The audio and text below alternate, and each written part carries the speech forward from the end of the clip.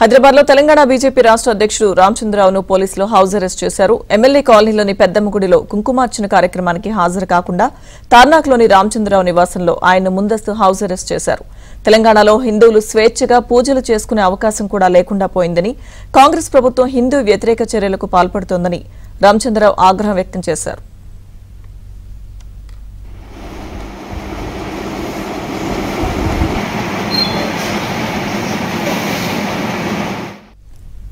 మరోవైపు ఎమ్మెల్యే కాలనీలో ఇటీవల కూల్చిన పెద్దమ్మ గుడిలో హిందూ సంఘాలు కుంకుమార్చన పూజలు ఏర్పాటు చేశారు.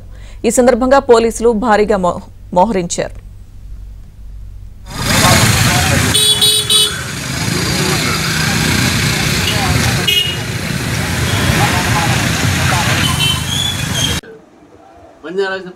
ప్రజలందరూ కూడా స్థానికులందరూ కూడా వ్యతిరేకిస్తే అదే స్థానికులు కొంత గుడి కట్టుకున్న తర్వాత ఈరోజు ఆ ఒక గుడిని మళ్ళీ పునరుద్ధరించాలి, గుడికి మీరు పర్మిషన్ ఇవ్వాలి అనే డిమాండ్తో చాలామంది అక్కడ గత రోజులుగా వాళ్ళు స్థానికులు పార్టీగా ఎప్పుడు కూడా అక్కడ ఇన్వాల్వ్ కాలేదు.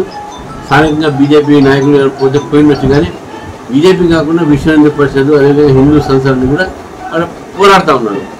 దానికి బీజేపీ తప్పకుండా మద్దతు పలుకుతుంది, వేరే మాట. కానీ ఈరోజు కుంకుమార్చన కార్యక్రమానికి నన్ను హౌస్ అరెస్ట్ చేయడం అనేది ఏతుందో ఇది వాస్తవానికి ఒక పోలీసులు కానీ ప్రభుత్వం కానీ వీళ్ళ అవివేకత అని చెప్పేసి నేను భావిస్తున్నాను. అరెస్ట్ చేయాల్సిన అవసరం ఏముంది? కుంకుమార్చన నేను పోయేది, నా ప్రోగ్రామ్ అక్కడ లేదు. నేను తిరంగ యాత్రలో పాల్గొనేది ఉంది కదా, తార్నాకలో ఒకటి, అదేవిధంగా గన్ ఫౌంట్ ఒకటి, అక్కడ పోకుండా చేశాను. ఇలాగ ఇప్పుడు నేను చెప్పకుండా నేను రేపు ఆ టెంపుల్ విజిట్ చేస్తాను.